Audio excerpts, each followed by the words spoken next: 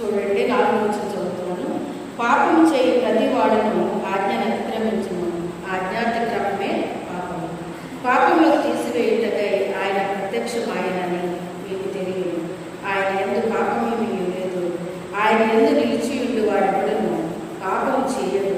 పాపము చేయువాడెవడును ఆయనను చూడను లేదు, ఎరుగను లేదు. చిన్న పిల్లలారా, ఎవరిని మిమ్మల్ని మోసపరచనీయకుడి. ఆయన నీతిమంతుడై ఉన్నట్టు నీతిని జరిగించి ప్రతివాడును నీతిమంతుడు. అపవాది మొదట నుండి పాపము చేయించున్నాడు కనుక పాపము చేయువాడు అపవాది సంబంధి. అపవాది యొక్క క్రియలను లయపరచుటకై దేవుని కుమారుడు ప్రత్యక్షమాయను. దేవుని మూలంగా పుట్టిన ప్రతి వారిలో ఆయన బీజము నిల్చును కనుక వాడు పాపము చేయడు. వాడు దేవుని మూలంగా పుట్టినవాడు కనుక పాపము చేయజాలడు. దీనిని బట్టి దేవుని పిల్లలెవరో అపవాది పిల్లలెవరో తేటపడును. నీతిని జరిగించని ప్రతివాడును తన సహోదరుని ప్రేమింపని ప్రతివాడును దేవుని సంబంధులు కాదు అని చెప్తున్నాడు. ఇక్కడ మనం పాపము అంటే చాలామంది ఏదో వ్యభిచారం చేస్తేనో, దొంగతనం చేస్తేనో, మరి లేకపోతే ఇంకా అలాగా పెద్ద పెద్ద నేరాలు చేస్తేనే పాపము అని అనుకుంటూ ఉంటారు. కానీ ఇక్కడ ఏం చెప్తున్నాడంటే ఆజ్ఞాతిక్రమమే పాపము అంటున్నాడు. ఆజ్ఞాతిక్రమమే పాపము అంటే దేవుడు మనకి ఏది ఆజ్ఞాపించాడో ఆ పని మనం చేయకపోతే అదే పాపం అంటాడు. ఏంటది? దేవుడు మనకి ఏది ఆజ్ఞాపించాడు అది చేయకపోవడమే పాపము అని చెప్పి మరి వాక్యం సంధిస్తూ ఉంది. ఈ రీతిగా మనం చూసుకుంటే ఆది కాండంలో దేవుడు నరుని సృజించాడు.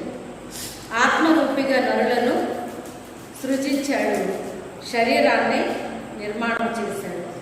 నిర్మాణం చేసిన తర్వాత ఆదాముతో ఏమని మాట్లాడుతున్నాడంటే ఆయన ఆది కాండము 2వ అధ్యాయం 15వ వచనంలో దేవుడు ఏం మాట్లాడుతున్నాడంటే, మరియు దేవుడైన యెహోవా నరుని తీసుకొని ఏదైనా తోటను సేద్యపరచుటకును దాని కాచుటకును దానిలో ఉంచెను. మరియు దేవుడైన యెహోవా ఈ తోటలో ఉన్న ప్రతి వృక్ష ఫలములను నిరభ్యంతరముగా తినవచ్చును, అయితే మంచి చెడ్డల తెలివినిచ్చు వృక్ష ఫలములను తినకూడదు. నీవు వాటిని తినుదినమున నిశ్చయముగా చచ్చెదవని నరునికి ఆజ్ఞాపించాడు. ఈ నరుని నిర్మాణం చేసి ఆయనకి ఏం చెప్పాడంట? చెప్పడము వేరు, ఆజ్ఞాపించాడండి. ఏం చేశాడు? ఆజ్ఞాపించాడు. అయితే ఏమని ఆజ్ఞాపించాడంట? ఈ తోట నువ్వేం చేయాలి? సేద్యపరచాలి, దాన్ని కాయాలి. ఒకటేమో దాన్ని ఏం చేయాలట? సేద్యం చేయాలి. అంటే చూడండి, మీ నాన్నగారు ఏం పని చేస్తారమ్మా అని అడుగున్నప్పుడు కొంతమంది వ్యవసాయం చేస్తారండి అంటారు. అంటే దాని అర్థం ఏంటి? వ్యవసాయానికి సంబంధించిన పనులు చేసేవారిని ఏమంటారు? వ్యవసాయం చేస్తున్నారండి అంటారండి. ఉద్యోగం అయితే ఉద్యోగం చేస్తున్నారంటారు, వ్యాపారం అయితే వ్యాపారం చేస్తున్నారు అంటారు. అయితే ఇక్కడ ఏం చెప్పాడు ఈయన? మొదట తోటని సేద్యపరచమన్నాడండి, తర్వాత తోటని కాయమన్నాడు. ఆయన 2 పనులు చెప్పాడు. ఈ 2 కూడా ఆజ్ఞాపించాడండి. ఆయనకి ఏం చేశాడు? ఆజ్ఞాపించాడు. ఆజ్ఞాపించినప్పుడు ఆ తర్వాత మరలా ఆయన ఎముకల్లో ఒక ఎముకని తీసి మరి ఆ ప్రక్కట ఎముకతో స్త్రీనిగా ఆయన నిర్మించాడని 22వ వచనం చెబుతుంది. తరువాత దేవుడైన యెహోవా తాను ఆదాము నుండి తీసిన ప్రక్కటెముకను స్త్రీనిగా నిర్మించి ఆమెను ఆదాము వద్దకు తీసుకొని వచ్చాను. అప్పుడు ఆదాము ఇట్లనెను, నా ఎముకలలో ఒక ఎముక నా మాంసములో మాంసము, ఇది నరుల్లో నుండి తీయబడిన కనుక నారి అనబడుతుంది అంటాడు. అంటే స్త్రీనిగా చేసి ఆయన దగ్గరికి తీసుకొచ్చినప్పుడు ఆయన ఏమంటున్నాడు? ఈమె నా ప్రక్కటెముకల్లో నుంచి తీయబడింది, ఈమె నరుల్లో నుంచి తీయబడింది కనుక ఈమె నారీ అనబడుతుంది. నారీ అంటే స్త్రీ స్త్రీ అనబడుతుంది.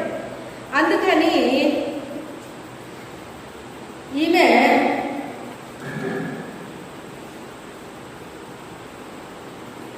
నారి అనబడును అని చెప్పి ఆదాము చెప్తూ ఉన్నాడండి. చెప్పినప్పుడు ఆదాముకి చెప్పిన మాటలు ఎవరితో చెప్పాడు?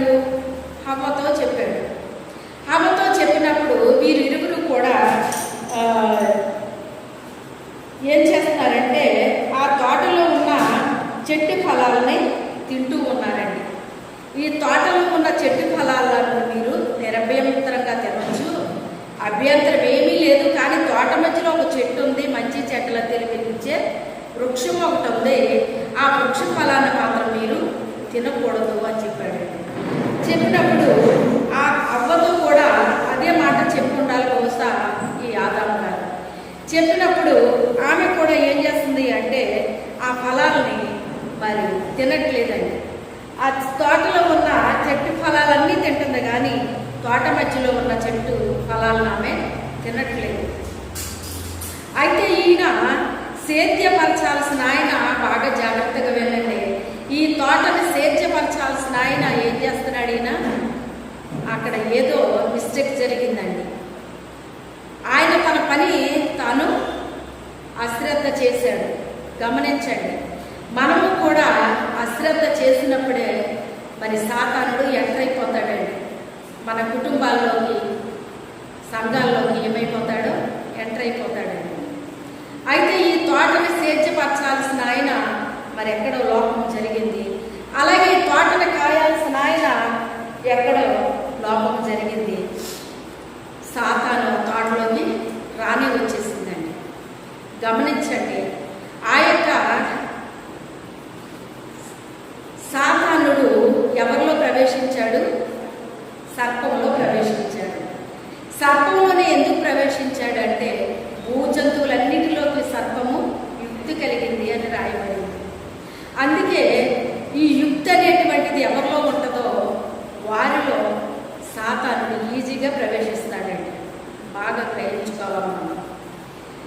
ఏ వ్యక్తి అయితే యుక్తిగా ప్రవర్తిస్తున్నారో, జ్ఞానం వేరండి, యుక్తి వేరు, అది మనకు అర్థమవుతుంది. జ్ఞానముతో ఉన్నారా లేదో, లేకపోతే యుక్తితో ప్రవర్తిస్తున్నారా అన్నది మనం గ్రహించాలి. అయితే ఇక్కడ యుక్తితో ఉండేటువంటిది ఏది అంటేనంట భూజంతువులన్నిటిలోకి కూడా సర్పము యుక్తి కలిగింది అని రాయబడింది. ఈ యొక్క యుక్తి కలిగిన ఈ సర్పంలో ప్రవేశించింది సాతాను. ఇక్కడ ఆదాము ఏం చెప్పాడు?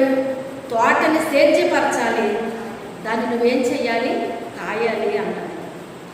అయితే తోటలో ఉన్న చెట్లు అన్నిటి విషయంలో అంటే ఇక్కడ ఫలాలు తినడము అంటే దీని అర్థం ఏంటి అంటే ఎవరి మాట మనం వినాలి, ఎవరి మాట వినకూడదు అనేటువంటిది అక్కడ చాలా స్పష్టంగా చెప్పాడండి. ఫలాలు భుజించడం అంటే అది మన నోటితో మాట్లాడే మాటలో వినేటప్పుడు ఎవరి మాట వినాలి, ఎవరి మాట వినకూడదు అనేటువంటిది మనం గ్రహించాలండి. ఆ జ్ఞానం మనకు ఉండాలండి. అయితే ఇక్కడ తోటలో ఉన్న చెట్టు ఫలాలన్నీ నువ్వు నిరభ్యంతరంగా తినొచ్చు అని చెప్పాడు ఆయన. కానీ తోట మధ్యలో ఒక చెట్టు ఉంది, దాని ఫలాలు మాత్రం నువ్వు తినొద్దు. ఎందుకంటే మంచి చెడ్డ తెలివినిచ్చే వృక్ష ఫలం అది. మంచి చెడ్డ తెలివినిచ్చే వృక్ష ఫలం అది. అయితే దాని ఫలము తిన్నప్పుడు అంటే మంచి తెలుస్తుంది, చెడు తెలుస్తుంది. కానీ మరి మంచిదే కదండి, మంచి ఏంటో చెడేంటో తెలుస్తుంది కదా. అలాంటప్పుడు వారి మాట మనం ఎందుకు వినకూడదండి అని మనం అనుకుంటాం కదండి. అలాగే అనుకుంటాం మనం. వాళ్ళ మాట విన్నప్పుడు మనకి ఏం తెలుస్తుంది? మంచి తెలుస్తుంది, చెడు తెలుస్తుంది కదా. అలాంటప్పుడు వింటే తప్పేముంది అని మనం అనుకోవచ్చు. కానీ అక్కడే ఉంది డేంజర్. ఏంటి? ఆ మంచి చెడ్డ తెలివినిచ్చే వృక్ష ఫలం మీదకి ఏమొస్తుంది? ఒక రోజుని సర్పం వస్తుంది. ఏమొస్తుంది? సర్పం వస్తుంది. జీవవృక్ష ఫలాల మీదకి సర్పం రాదండి. మంచి చెడ్డల తెలివినిచ్చే వృక్ష ఫలం మీదకి వస్తుంది. ఏ వ్యక్తి అయితే యుక్తితో ప్రవర్తిస్తున్నారో ఆ వ్యక్తి మీదకి ఏమొస్తుంది అంటే ఆ వ్యక్తి లోపలికి దేవునికి నివసించడానికి ఒక మనిషి కావాలి. దేవుని ఆత్మ మనలో నివసించాలి అంటే మనం పరిశుద్ధంగా పవిత్రంగా ఉంటే దేవుని ఆత్మ మనలో నివసిస్తుందని ఎవరు చెప్పారు? పౌలు గారు కొరింథీయులకు చెప్పాడు. మీ దేహము దేవునికి ఆలయమై ఉన్నదని మీరు ఎరుగరా? మీ దేహము దేవుని మయంపరచడానికే కానీ అది జాగ్రత్తం చేయడానికి కాదు. గనుక మీ దేహాన్ని మీరు ఏం చేయాలి? కాపాడుకోవాలి అని చెప్పాడు. అయితే మన దేహంలో, మన శరీరంలో ప్రభువు ఆత్మ నివసించాలి అంటే ఎవరైతే మన యొక్క శరీరాలని, మన యొక్క ప్రవర్తనని కాపాడుకుంటున్నామో మనలో దేవుని ఆత్మ నివసిస్తుందండి. బాగా గ్రహించండి. ఎవరైతే కేర్ తీసుకోకుండా ఉన్నారో వారిలో కూడా ఒక ఆత్మ నివసిస్తుందంట. అదే సాతాను ఆత్మ. దేవుని ఆత్మ నివసించాలన్నా ఒక మనిషి కావాలి. సాతాను ఆత్మ నివసించాలన్నా ఒక మనిషి కావాలి. దేవుడు ఒక మనిషినే వాడుకుంటాడు, సాతానుడు ఒక మనిషినే వాడుకుంటాడు. దేవుడు మనల్ని వాడుకోవాలి అంటే మన దగ్గర పరిశుద్ధత కావాలి, మన దగ్గర పవిత్రత కావాలి, మన దగ్గర నీతి కావాలి, మన దగ్గర యథార్థత కావాలి.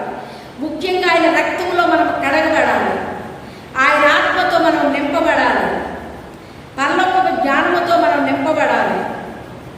ఇవన్నీ దైవ లక్షణాలండి. ఈ లక్షణాలు కలిగి ఉన్న వారిలో తప్పకుండా దేవుని ఆత్మ నివసిస్తారు. కానీ ఎవరైతే యుక్తిగా ప్రవర్తిస్తున్నారో వారిలో కూడా సాతాను ఆత్మ నివసిస్తుంది. చూసారా? ఆ తోటలో ఉన్న చెట్లన్నీ కూడా జీవవృక్ష ఫలాలంట. అందుకే ఆ చెట్ల మీద అది రాదు. ఆ తోట మధ్యలో ఒక చెట్టు ఉంది, అది మంచి చెడ్డల తెలివినిచ్చే వృక్షం. అది దాని మీదకి సాతానుడు వచ్చే అవకాశం ఉంది అని ఆయన, నువ్వు తోటని సేద్యపరచాలి, తోటని కాయాలి అన్నాడు ఆయన. ఒకటి సేద్యపరచాలి, రెండోది కాయాలి అన్నాడు ఆయన. అయితే ఏది ఏమైనప్పటికైనా మరి ఆదాము ఏం చేశాడో మనకు తెలియదు, కానీ సర్పములో సాతానుడు ప్రవేశించేశాడు.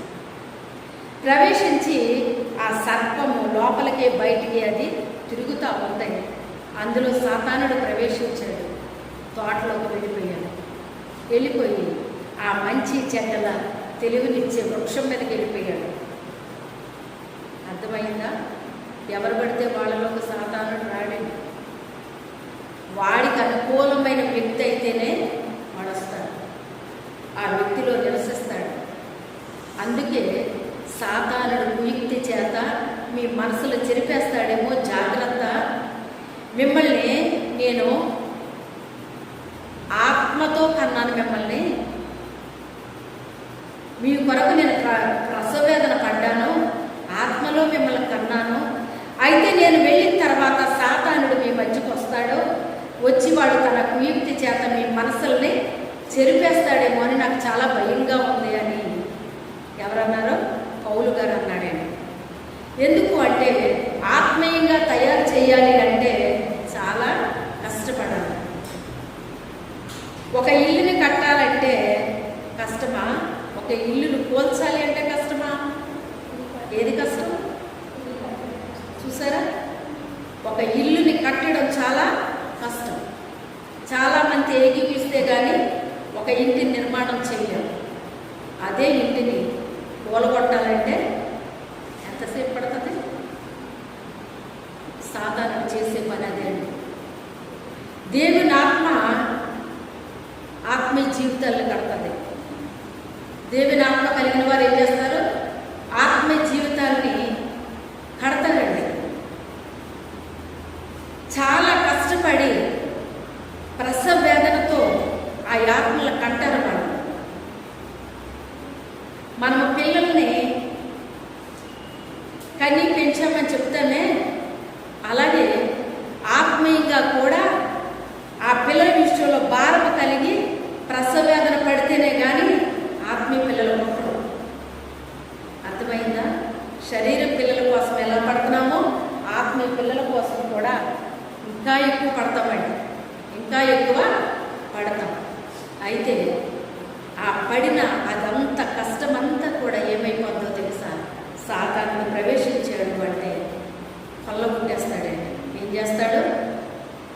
క్రేన్లు వచ్చి ఇల్లుని ఏం చేస్తాయి? అడగొట్టేస్తాయి. వాటికి ఏమన్నా బాధ ఉంటుందా? అయ్యో ఇల్లు పడిపోద్దేమో అని బాధ కలుగుతుందా? కలగదు. అలాగే ఏ వ్యక్తిలో సాతానుడు పనిచేస్తున్నాడో వాళ్ళు ఆత్మీయంగా కట్టిన వాళ్ళ జీవితాన్ని ఏం చేస్తాడో తెలుసా? కూలగొట్టేస్తూ ఉంటాడండి. వాళ్ళ ఆత్మీయ జీవితాన్ని కూలగొట్టేస్తూ ఉంటాడు. ఆత్మీయంగా కట్టే వారికి ఉన్న ప్రయాస వారికి ఉండదు. ఈజీగా కూలగొట్టేస్తారండి. మరలా తిరిగి పునర్నిర్మాణం చెయ్యాలి అంటే ఎంత కష్టపడాలి? మళ్ళీని మొదట పడినంత బాధ పడాలంటే ఎలా ఉంటుందండి చెప్పండి? ఇల్లు కట్టిన వారికి తెలుస్తుంది మనం ఎంత కష్టపడితే ఒక గృహాన్ని నిర్మించుకోగలిగామో, మనం ఎంత ప్రయాసపడ్డామో, ఎంత కష్టపడ్డామో, ఏ రీతిగా మనం ఖర్చు పెట్టామో. ఒక్క రకంగా కష్టపడితే ఇల్లుని కట్టలేము. మన ధనాన్ని ఖర్చు పెట్టాలి, మన సమయాన్ని ఖర్చు పెట్టాలి. ఒక్కోసారి ఆకలితో ఉండాల్సి వస్తుంది, ఒక్కోసారి నిద్రపోవడానికి వీలు పడదు. చాలా వ్యయ ప్రయాసాలు కోరిస్తేనే తప్ప మనం కట్టలేమండి. అందుకే అంటారు కొంతమంది కోడళ్ళకి ఆ ఇంటి విలువ తెలియక ఇష్టం వచ్చినట్టు మాట్లాడతారు. ఇదేంటి ఇలా కట్టారేంటి, ఇది ఇలా ఉందండి, అది అలా ఉందండి, అదేంటి ఇదేంటి అని చాలా ఈజీగా మాట్లాడితే, నీకేం తెలుసమ్మా, కట్టిన ఇల్లు పెట్టిన పొయ్యిలోకి వచ్చావు, కష్టపడి కట్టితే తెలుస్తుంది ఈ బాధ ఏంటో అని అనరా? చెప్పండి, అంటారా? కష్టపడి కడితే తెలుస్తుంది. అలాగే మన ఆత్మీయ జీవితాన్ని కూడా ఎవరైతే కష్టపడి ఆత్మీయంగా కడుతున్నారో వారికి ఆత్మల భారం ఏంటో తెలుస్తుంది అండి. సాతానుడు ప్రవేశించిన వ్యక్తి ఆత్మల్ని ఏం చేస్తాడు? నాశనం చేస్తాడు. ఏం చేస్తాడండి? నాశనం చేస్తాడు. దేవుడు చక్కగా వాళ్ళని ఈ జీవవృక్ష ఫలాలు తిని మీరు చక్కగా జీవించండి అని చెప్పి, మధ్యలో ఉన్న చెట్టు ఫలాన్ని తినొద్దు, జాగ్రత్త సుమా అని చెప్తే వాళ్ళ అజాగ్రత్త వల్ల ఏం చేశారు? ఏ చెట్టు ఫలాన్ని దేవుడు తినొద్దు అన్నాడు, ఆ చెట్టు ఫలాన్ని సాతానుడు ఏం చేశాడు? తినేటట్టుగా చేశాడా లేదా? ఎప్పుడు చేశాడు? ఆదాము లేని టైంలో చేశాడు. ఆదాము ఉన్నప్పుడు చేయగలిగాడా? ఆదాము ఉన్నప్పుడు చేయలేదు. ఆదాము ఉన్న టైంలో తిన్నప్పుడు ఆ చెట్టు ఫలం మనం తినకూడదు, తినొద్దని చెప్పాడు దేవుడు. తింటే చచ్చిపోతామన్నాడు అని చెప్పి తిననివ్వడు ఆయన. అందుకే ఆదాము లేని టైంని చూశాడు సాతానుడు, ఆ టైంని ఎంచుకున్నాడు. దేవుని బిడ్డలమైన మన మీద ఎప్పుడు కూడా సాతానుడు గురిపెట్టి ఉంటాడు. ఎప్పుడు వీళ్ళు నాశనం చెయ్యాలా, ఎప్పుడు వీళ్ళ కుటుంబాన్ని నాశనం చెయ్యాలని గురిపెట్టుకుని చూస్తూ ఉంటాడు. సంఘాన్నైనా సహవాసాన్నైనా ఎప్పుడు చిన్న భిన్నం చెయ్యాలా అని చూస్తూ ఉంటాడండి. అర్థమైందా? ఆ రోజుని చేయడమే కాదు, ఈ రోజుకి అదే చేస్తూ ఉంటాడు. అప్పుడు చేసినట్టుగా చేయడు, ఇప్పుడు మార్చేస్తాడు. మోసం అనేటువంటిది ఎప్పుడు ఒకలా చేస్తారా చెప్పండి? ఒకలా చేస్తే ఎవరు నమ్ముతారా? నమ్మరు. అందుకే మారుస్తూ ఉంటారు.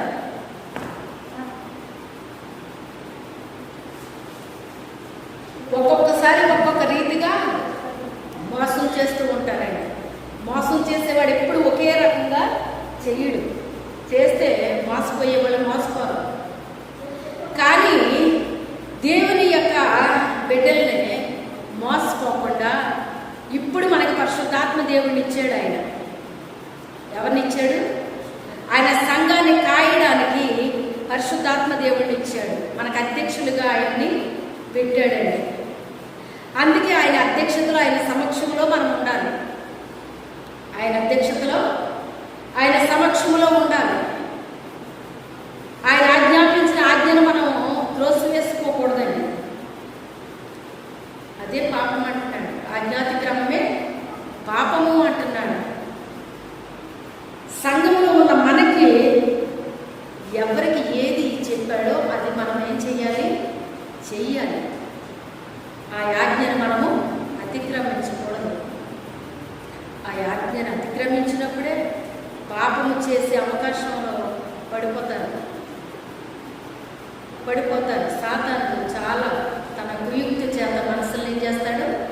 చెరిపేస్తాడండి, చెరిపేస్తాడు. ఆదాము టైంని చూశాడు, ప్రవేశించాడు. ప్రవేశించి జీవవృక్ష ఫలాలు నా చెట్టు మీదకి రాలేదు, కానీ మంచి చెడ్డల తెలివినిచ్చే వృక్ష ఫలం మీద కూర్చుంది. ఆ చెట్టు మీద నివసిస్తున్నాడు. అవ్వతో మాట్లాడాడు. ఇది నిజమా అన్నాడు. ఏంటి నిజం? నేను విన్నది నిజమా? ఈ తోటలో ఉన్న చెట్టు ఫలాలు తినొద్దన్నాడు ఆ దేవుడు అంటున్నాడు. అలా చెప్పలేదే, తోట మధ్యలో ఉన్న చెట్టు ఫలాలు తినొద్దన్నాడు ఆయన అంటుందా? అలా చెప్పాడా? లేదు, అది అబద్ధం, అది అబద్ధం. నేను చెప్తున్నాను నిజం, విను. ఈ పండు తింటే నువ్వేమైపోతావు? దేవతల్లాగా అయిపోతారు మీరు. అంటే అక్కడ దేవుడు అని ఉపయోగించాలంట. అది తర్జుమా చేసిన వాళ్ళు దేవత అని పెట్టారు. అంటే ఏమని చెప్తున్నాడు అంటే మీరు దేవుళ్ళలాగా అయిపోతారు. ఈ ఫలాలు తింటే ఏమైపోతారు? మీరు దేవుళ్ళలాగా అయిపోతారు. అందుకే దేవుడు తినొద్దు అన్నాడు అని చెప్పినప్పుడు ఆమె ఆలోచనలో పడింది. అవునా, అందుకే తినొద్దు అన్నాడా దేవుడు అని చెప్పి ఆమె ఆలోచనలో పడింది. పడితే అప్పుడు అంటున్నాడు, నేను చెప్పడం కాదు, నువ్వు తిని చూడు, తింటే చచ్చిపోతారన్నాడు కదా దేవుడు, నువ్వు తిని చూడు అని చెప్పి ఆమెను ప్రోత్సహించాడు. సాతానుడు తెచ్చి మన నోట్లో పెట్టాడండి, మనమే తినేటట్టుగా చేస్తాడు. ఏం చేస్తాడు? మనమే తినేటట్టుగా చేస్తాడు. అంటే ఆకర్షణీయంగా ఉంటాయి. ఈ మంచి చెడ్డ తెలివినిచ్చే వ్యక్తులు ఎలా ఉంటారు అంటే చాలా వారి మాటలు ఆకర్షణీయంగా ఉంటాయండి, వినాలనిపించేలా ఉంటాయి. అవి నిజమనిపిస్తాయి, మనకి అవి నిజమనిపిస్తాయి, ఆకర్షణీయంగా అనిపిస్తాయి. అన్ని రోజులు ఆ తోటలో తిరిగింది, కానీ ఏ రోజు ఆకర్షింపబడలేదు ఆమె. ఎప్పుడైతే సాతానుడు ఆమెలో నుంచి మాట్లాడుతున్నాడో ఆకర్షింపబడిపోయింది. మాట వినేసింది, తినేసింది, ఏమీ అవ్వలేదు. ఎందుకు అంటే హవ్వకు ఆజ్ఞాపించలేదు దేవుడు, ఆదాముకు ఆజ్ఞాపించాడు. అందుకే ఆమె తిన్నప్పటికైనా ఆమెకి ఏం అనిపించలేదు, ఆమెకు నిజం అనిపించింది. ఏమవ్వట్లేదేంటి? మరి దేవుడు చచ్చిపోతారని చెప్పాడంట, మరి నాకేమవ్వట్లేదేంటి? అయితే సాతానుడు చెప్పిందే నిజమో, ఈ సర్పం చెప్పిందే నిజమో అనుకుందంట. అనుకున్నప్పుడు ఆమె కొన్ని ఫలాలు తిన్నది. ఇంకా తిను, నీకు నమ్మకం కుదరకపోతే ఇంకో ఫలం తిను, ఇంకో ఫలం తినన్నాను. కొన్ని ఫలాలు తినిపించింది, ఏమీ అవ్వలేదు. అయితే కొన్ని ఫలాలు తీసుకొచ్చి భర్తకిచ్చింది. ఆ భర్తతో చెప్పినప్పుడు అతను కూడా అంటున్నాడు, ఆ ఫలాలు మనం తినొద్దన్నాడు కదా దేవుడు, తింటే చచ్చిపోతారన్నాడు కదా అంటే ఆ మాట లేదు లేదు, నేను తిన్నాను, నాకేం అవ్వలేదు, మరి దేవుడు ఎందుకు చెప్పాడు మరి అలాగా అంటాను. అన్నప్పుడు అవునా అంటే చూడు, ఇదిగో నేను తింటున్నా, నాకేమన్నా అయితే అప్పుడు కొన్ని మీరు మానేద్దరు కానీ తినొద్దు, ఇది నిజమో ఒట్టిదో మీరే చూడండి అని ఆయన ఎదురుగా కొన్ని ఫలాలు తిన్నారు. కానీ ఆదాముకి అర్థం అవ్వలేదు. దేవుడు ఇది నాకు ఆజ్ఞాపించాడు కానీ ఆమెకు ఆజ్ఞాపించలేదు కదా, అందుకే ఆమెకి ఏమీ అవ్వలేదు అన్న విషయం ఆయనకి అర్థం అవ్వలేదు. అర్థం అవ్వక అప్పుడు ఆమె చెప్పిన మాట ఆయన నమ్మాడు. నమ్మి ఆ ఫలాలు తిన్నాడు. ఇద్దరు కన్నులు ఒక్కసారి తెరవబడ్డాయి. అప్పుడు ఇదేంటి, మనం దిగంబరులుగా ఉన్నామేంటి? అప్పటి వరకు వాళ్ళ దిగంబరత్వం వాళ్ళకి తెలిసిందా? తెలియలేదు. చిన్ని పిల్లలు ఉంటారండి, ఒక 2 సంవత్సరాలు 3 సంవత్సరాల పిల్లల్ని చూడండి, వాళ్ళు ఏమైనా సిగ్గుపడతారండి? తిరుగుతాకి అటు ఇటు తిరుగుతానికి ఏమైనా సిగ్గుపడతారా? అయ్యో నేను బట్టలు వేసుకోలేదు అని ఏమైనా సిగ్గుపడతారండి? వాళ్ళకి అసలు తెలుసా? అమ్మాయి అబ్బాయి ఇలాగ ఇవన్నీ ఏమైనా తెలుస్తుందండి వాళ్ళకి? ఏమీ తెలియదండి. వాళ్ళు అలాంటి వయసు కలిగిన వాళ్ళు, ఒక చిన్న బిడ్డల వయసు కలిగిన వాళ్ళు అండి. వాళ్ళకి వయసు వచ్చిన తర్వాత అప్పుడే ఆయన ఇప్పుడు తినండి ఆ చెట్టు ఫలాలని ఆయన చెప్తాడు. ఎందుకంటే మంచి ఏంటో చెడు ఏంటో తెలుసుకునే సమయం వస్తుంది, అప్పుడు చెప్తాడు ఆయన. అప్పటి వరకు ఆగకుండా తినిపించేశాడండి. చిన్నపిల్లలప్పుడే బాల్య వివాహాలు చేసేవారు, కానీ కాపురాలకు పంపించేవారండి? పంపించేవారు కాదు.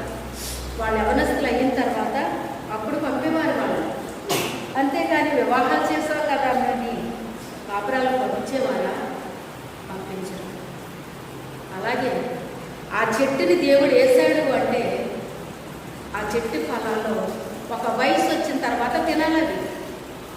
అలాగే మనకి కూడా జ్ఞానం ఉంటే మంచి ఏంటో చెడు ఏంటో తెలుస్తుంది. జీవవృక్షం ఏదో, మంచి చెడ్ల తెలివినిచ్చే వృక్షం ఏదో, దేవుని యొక్క బిడ్డలు ఎవరో, సాతాను బిడ్డలు ఎవరో మనకు అర్థమైపోతుంది. గురువులు ఎవరో, బోధకులు ఎవరో మనకు అర్థమైపోతారు. అయితే వాళ్ళకి అర్థం అవ్వలేదు. ఇప్పుడు కన్నులు తెరవబడి ఏమంటున్నారు? ఏంటి మనం తెల్లబడులుగా ఉన్నామేంటి అని చెప్పి వెంటనే వాళ్ళు ఏం చేశారో తెలుసా? ఆకులు కచ్చడాల కింద కట్టుకున్నారటండి. సొంత జ్ఞానాన్ని ఉపయోగిస్తున్నారు. దైవ జ్ఞానం కాదు, సొంత జ్ఞానాన్ని ఉపయోగిస్తున్నారు. సొంత జ్ఞానంతో ఏం కుట్టుకున్నారు? ఆకులు కుట్టుకున్నారు. అవి సొంత జ్ఞానంతో వాళ్ళంతటా వాళ్ళు తయారు చేసిన వస్త్రాలయ్యి. దేవుడిచ్చే రక్షణ వస్త్రం కావాలి మనకి. మన సొంతంగా మనం చేసుకుందాము అంటే అది అయ్యేది కాదు. సొంత ఆలోచనలతో చేసే పనులు కాదండి. దేవుడిచ్చే రక్షణ వస్త్రం కావాలి. సొంతంగా ఇప్పుడు ఆలోచన వచ్చింది వాళ్ళకి. ఆ సొంత ఆలోచనలతో కట్టడాలు కట్టుకుని చెట్లు చాటును దాక్కున్నారని. ఆదమ్మ నువ్వు ఎక్కడున్నావు అని అడుగుతున్నాడు ఆయన. అప్పుడు ఆయన అంటాడు కదా, తోటలో నీ స్వరాన్ని విన్నప్పుడు నేను చెట్టు చాటున దాక్కున్నాను. అదేంటి చెట్టు చాటున దాక్కోవడం ఏంటి? నేను తినొద్దన్న ఫలాన్ని నువ్వు తిన్నావా అంటే ఆ మంచి చెడ్డల తెలివినిచ్చే వృక్ష ఫలం తింటేనే ఆ ఆలోచన వస్తుంది మనిషికి. అందుకే ఆయన అంటున్నాడు, నేను తినొద్దని చెప్పిన చెట్టు ఫలాన్ని నువ్వు తిన్నావా?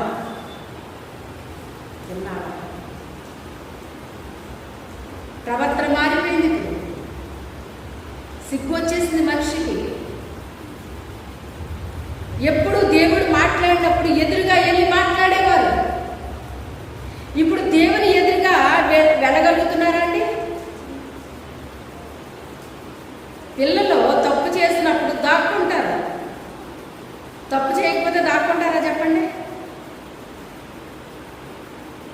మనల్ని చూసి వాళ్ళు దాక్కుంటున్నారంటే ఏం చేసావు, దాక్కుంటున్నావే, ఏం చేసావు అని అడుగుతాం మనం. అంటే వాళ్ళు ఏదో చేశారు, అందుకే దాక్కుంటున్నారు. ఎప్పుడూ దాక్కోని వ్యక్తులు ఇప్పుడు ఎందుకు దాక్కుంటున్నారు చూసారా? దేవుడు చెప్పిన మాట విననప్పుడే మనిషి దేవుని ఎదురుగా వెళ్ళడానికి ధైర్యం ఉంటుందా చెప్పండి? ధైర్యం ఉండదు. ధైర్యం లేదు. చెట్టు చాటును దాక్కున్నా. నేను తినొద్దన్న ఫలాన్ని నువ్వు తిన్నావా? చెట్టు చాటుని ఎందుకు దాక్కున్నావు? ఇదిగో సాటి అయిన సహాయంగా నాకు స్త్రీని ఇచ్చావు కదా, ఈమె నాకు ఫలాలు తినిపించింది అంటాడు ఆయన. అప్పుడు అమ్మంటారు కదా, ఇదిగో ఈ సర్పం నన్ను మోసం చేసింది, అందుకే నేను తిన్నాను ఈ ఫలం అని అమ్మంటున్నాను. సరే మీరు బయటికి రండి అని చెప్పి ఆయన తీర్పు చెప్పాడు. అక్కడ ఎందుకు వీళ్ళని మోసం చేసావు నువ్వు? నేను తినొద్దన్న ఫలాన్ని వీళ్ళని ఎందుకు తినిపించావు, ఎందుకు మోసం చేసావు వీళ్ళని అని చెప్పి. అయితే అప్పుడు కాళ్ళు పోనీయక, అందుకే ఇక్కడ పొట్టతో పాకుదు అన్నాడు కదా, దేవుడు సత్యించాడు అని అంటూ ఉంటారు. ఏది ఏమైనప్పటికైనా ఆ శాపం అంతా కూడా వాళ్ళ మీదకి వచ్చింది. ఆజ్ఞాతి క్రమమే పాపం. ఏమీ పాపం చేయలేదు. ఆయన చెప్పింది చెయ్యలేదంతే వాళ్ళు చేసింది. ఆయన చెప్పింది చెయ్యలేదు. అంతకంటే ఏం చేయలేరు వాళ్ళు. అందుకే ఏం చెప్తున్నాడంటే ఆయన, పాపములను తీసివేయుటకై ఆయన ప్రత్యక్షమాయనని మీకు తెలియదు. ఏ పాపమైతే వాళ్ళు చేశారో ఆ పాపాన్ని తీసేయడానికి దేవుడు ఏం చేశాడట? ప్రత్యక్షమయ్యాడటండి. ఆయన యందు పాపమేమీ లేదు. ఆయన యందు నిలిచి ఉండి వాడెవడను పాపము చేయడు. దేవుల్లో ఎవరైతే నిలబడ్డామో వాళ్ళు ఏం చేయరటండి? పాపము చేయరు అని చెప్తున్నాడు. నా యందు మీరు మీ యందు నా మాటలను నిలిచి ఉండిన ఎడల మీకు ఏది ఇష్టమో అది అడగండి అని చెప్తాడు యోహాను రాసిన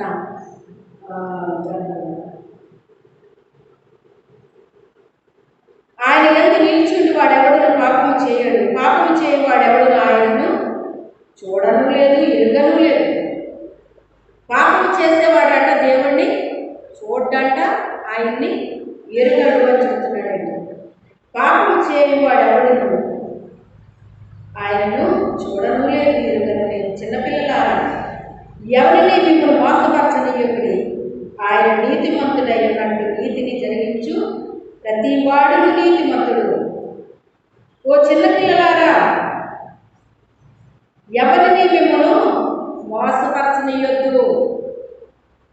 మీరు చిన్నపిల్లలు కనుక మిమ్మల్ని ఏం చేస్తారు? వాళ్ళు మోసం చేస్తారు. కొంతమంది పెద్దవారు అయినప్పటికైనా చిన్నపిల్లల మనసు కలిగే ఉంటారండి. అందుకని వాళ్ళంట మోసం చేస్తారు. కానీ మీరు మోసపోవద్దు అని చెప్తున్నాడు ఆయన. ఆయన నీతిమంతుడై ఉన్నట్టు నీతిని జరిగించి ప్రతివాడు నీతిమంతుడు. ఆయన ఏ రీతిగా నీతిమంతుడయ్యాడో ఆ రీతిగా మీరు కూడా నీతిమంతులు అవ్వాలి అంటే నీతిని జరిగించాలి. నీతిని జరిగించాలి. మనం ఎప్పుడు నీతిమంతులయ్యామో? మన పాపాలు ఒప్పుకుని ఆయన రక్తంలో మనం కడగబడిన ప్రతి ఒక్కళ్ళము కూడా ఏమయ్యామండి? నీతిమంతులుగా తీర్చేశాడట దేవుడు. నీతిమంతులైపోయారు మీరు. అపవాది మొదట నుండి పాపము చేయుచున్నాడు కనుక పాపము చేయువాడు అపవాది సంబంధి. అపవాది యొక్క క్రియలను లయపరచుటకే దేవుని కుమారుడు ప్రత్యక్షమాయను. దేవుని మూలముగా పుట్టిన ప్రతి వాడిలో ఆయన బీజము నిలుచును గనుక వాడు పాపము చేయలేడు. దేవుని మూలంగా పుట్టిన మనలో ఏముంటుందటండి? దేవుని బీజం అంటే ఏంటి? దేవుని వాక్యం. వాక్యమైన దేవుడు మనలో ఉంటేనంట మనం ఏం చేయమంటండి? పాపము చేయము అని చెబుతున్నాడు. పాపము చేసే ప్రతి వాడు కూడా అపవాది సంబంధి అని చెబుతున్నాడండి. వాడు దేవుని మూలముగా పుట్టినవాడు కనుక పాపము చేయజాలడు. దీనిని బట్టి దేవుని పిల్లలెవరో అపవాది పిల్లలెవరో తేటపడును. నీతిని జరిగించని ప్రతివాడును తన సహోదరుని ప్రేమింపని ప్రతివాడును దేవుని సంబంధులు కాదు. మన ఒకరినొకరు ప్రేమింపవలనని మొదటి నుండి మీరు వినిన వర్తమానమే కదా. మనం కయ్యూరు వంటి వారమై ఉన్నవాడు. వాడు దుష్టిని సంబంధి తన సహోదరుని చంపేను. వాడు అతని ఎందుకు చంపేను? తన క్రియలు చెడ్డవి, తన సహోదరి క్రియలు నీతి కలిగి ఉన్నాయి ఉండేది కనుకనే కదా అని చెప్పి వాక్యం చెప్తుంది. మనము దేవుని యొక్క రక్తంలో కడగబడిన బిడ్డలం అంటండి. ఒకరినొకరు ఏం చేయాలట? ప్రేమించాలటండి. ఏం చేయాలి? ఒకరినొకరు ప్రేమించాలి. దేవుని రక్తంలో కడగబడిన ప్రతి ఒక్కరు కూడా దేవుని బిడ్డలు అవుతారండి. దేవుని బిడ్డలు అయినప్పుడు దేవుని యొక్క వాక్యము వారిలో నివసిస్తుందండి. అదే సూచన వారికి. దేవుని బిడ్డలు అని ఎలా తెలుస్తుంది మనకి? వాళ్ళలో దేవుని యొక్క వాక్యము ఉండాలి. వారిలో దేవుని వాక్యము లేకపోతే వారి అపవాది సంబంధాలను వాక్యం చెబుతుంది. దేవుని వాక్యమైన దేవుని ఆత్మ మనలో నివసించాలండి. ఎందరు దేవుని ఆత్మ చేత నడిపించబడుతురో వారందరూ దేవుని కుమారులు అనబడుతురు. దేవుని బిడ్డలమైతే మనలో ఏముండాలి? దేవుని ఆత్మ నివసించాలి. ఆ ఆత్మ మనల్ని నడిపిస్తూ ఉంటుందండి. ఏ ఏది మంచో ఏది చెడు, ఏది చేయొచ్చో ఏది చేయకూడదు, ఏ మార్గంలో నడవాలో ఏ మార్గంలో నడవకూడదు, ఏది క్రమమో ఏది అక్రమమో, ఏది నీతో ఏది దుర్నీతో అన్నీ కూడా ఆత్మ మనకి తేట తెల్లగా బయలుపరుస్తూ ఉంటాడండి. అటువంటి కృప దేవుడు మనకి అనుగ్రహించుకుంటారు. ప్రార్థన చేసుకుందాం. అందరూ తలలు ఉంచండి. 5 నిమిషాలు ప్రార్థన చేసుకోండి. ఎవరికి వారు 5 నిమిషాలు ప్రార్థన చేసుకోండి. ప్రభువా, నీ ఆత్మతో నన్ను నడిపించు ఆయన, నీ రక్తంతో నన్ను నడిపించు. అయితే అప్పుడు కాళ్ళు పోనీయక, అందుకే ఇక్కడ పొట్టతో పాకుదు అన్నాడు కదా, దేవుడు సత్యించాడు అని అంటూ ఉన్నారు. ఏది ఏమైనప్పటికైనా ఆ శాపం అంతా కూడా వాళ్ళ మీదకి వచ్చింది. ఆజ్ఞాతిక్రమమే పాపం. ఏమీ పాపం చేయలేదు. ఆయన చెప్పింది చెయ్యలేదంతే వాడు చేసింది. ఆయన చెప్పింది చెయ్యలేదు, అంతకంటే ఏం చేయలేదు వాడు. అందుకే ఏం చెప్తున్నాడంటే ఆయన, పాపములను తీసివేయుటకై ఆయన ప్రత్యక్షమాయనని మీకు తెలియదు. ఏ పాపమైతే వాళ్ళు చేశారో ఆ పాపాన్ని తీసేయడానికి దేవుడు ఏం చేశాడట? ప్రత్యక్షమయ్యాడటండి. ఆయన యందు పాపమేమీ లేదు. ఆయన యందు నిలిచి ఉండి వాడెవడను పాపము చేయడు. దేవుల్లో ఎవరైతే నిలబడ్డామో వాళ్ళు ఏం చేయరటండి? పాపము చేయరు అని చెప్తున్నాడు. నా యందు మీరును మీ యందు నా మాటలను నిలిచి ఉండిన ఎడల మీకు ఏది ఇష్టమో అది అడగండి అని చెప్తాడు యోహాను రాసిన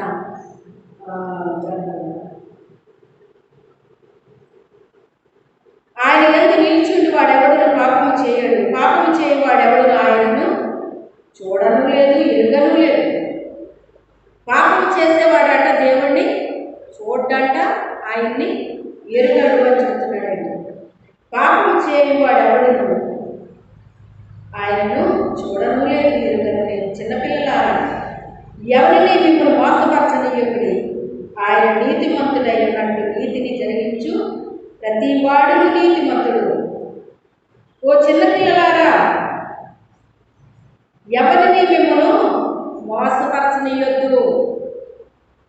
మీరు చిన్నపిల్లలు కనుక మిమ్మల్ని ఏం చేస్తారు? వాళ్ళు మోసం చేస్తారు. కొంతమంది పెద్దవారు అయినప్పటికైనా చిన్నపిల్లల మనసు కలిగే ఉంటారండి. అందుకని వాళ్ళంట మోసం చేస్తారు.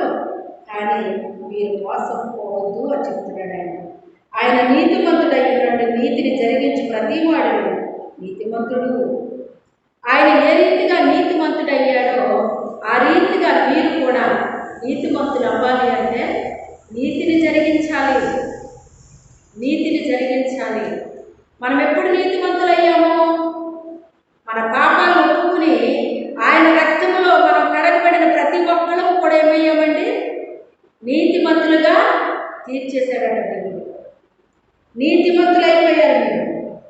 అపవాది మొదట నుండి పాపము చేయుచున్నాడు కనుక పాపము చేయువాడు అపవాది సంబంధి. అపవాది యొక్క క్రియలను లయపరచుటకే దేవుని కుమారుడు ప్రత్యక్షమాయను. దేవుని మూలముగా పుట్టిన ప్రతి వాడిలో ఆయన బీజము నిలుచును గనుక వాడు పాపము చేయడు. దేవుని మూలంగా పుట్టిన మనలో ఏముంటుందటండి? దేవుని బీజం అంటే ఏంటి? దేవుని వాక్యం. వాక్యమైన దేవుడు మనలో ఉంటేనంట మనం ఏం చేయమంటండి? పాపము చేయము అని చెబుతున్నాడు. పాపము చేసే ప్రతి వాడు కూడా అపవాది సంబంధి అని చెబుతున్నాడండి. వాడు దేవుని మూలముగా పుట్టినవాడు కనుక పాపము చేయజాలడు. దీనిని బట్టి దేవుని పిల్లలెవరో అపవాది పిల్లలెవరో తేటపడును. నీతిని జరిగించని ప్రతివాడును తన సహోదరుని ప్రేమింపని ప్రతివాడును దేవుని సంబంధులు కాదు. మన ఒకరినొకరు ప్రేమింపవలనని మొదటి నుండి మీరు వినిన వర్తమానమే కదా. మనము కయ్యూరు వంటి వారమై ఉన్నవాడు. వాడు దుష్టిని సంబంధి తన సహోదరుని చంపేను. వాడు అతని ఎందుకు చంపెను? తన క్రియలు చెడ్డవి, తన సహోదరి క్రియలు నీతి కలిగిన గుండెను కనుకనే కదా అని చెప్పి వాక్యం చెప్తూ ఉంది. మనము దేవుని యొక్క రక్తంలో కడగబడిన బిడ్డలం అంటండి. ఒకరినొకరు ఏం చేయాలట? ప్రేమించాలటండి. ఏం చేయాలి? ఒకరినొకరు ప్రేమించాలి. దేవుని రక్తంలో కడగబడిన ప్రతి ఒక్కరూ కూడా దేవుని బిడ్డలు అవుతారండి. దేవుని బిడ్డలు అయినప్పుడు దేవుని యొక్క వాక్యము వారిలో నివసిస్తుందండి. అదే సూచన వారికి. దేవుని బిడ్డలు అని ఎలా తెలుస్తుంది మనకి? వాళ్ళలో దేవుని యొక్క వాక్యము ఉండాలి. వారిలో దేవుని వాక్యము లేకపోతే వారి అపవాది సంబంధాలను వాక్యం చెబుతుంది. దేవుని వాక్యమైన దేవుని ఆత్మ మనలో నివసించాలండి. ఎందరు దేవుని ఆత్మ చేత నడిపించబడుదురో వారందరూ దేవుని కుమారులు అనబడుదురు. దేవుని బిడ్డలమైతే మనలో ఏముండాలి? దేవుని ఆత్మ నివసించాలి. ఆ ఆత్మ మనల్ని నడిపిస్తూ ఉంటుందండి. ఏది మంచో ఏది చెడు, ఏది చేయొచ్చో ఏది చేయకూడదు, ఏ మార్గంలో నడవాలో ఏ మార్గంలో నడవకూడదు, ఏది క్రమమో ఏది అక్రమమో, ఏది నీతో ఏది దుర్నీతో అన్నీ కూడా ఆత్మ మనకి తేట తెల్లగా బయలుపరుస్తూ ఉంటాడండి. అటువంటి కృప దేవుడు మనకి అనుగ్రహించుకుంటారు. ప్రార్థన చేసుకుందాం. అందరూ తల ఉంచండి. 5 నిమిషాలు ప్రార్థన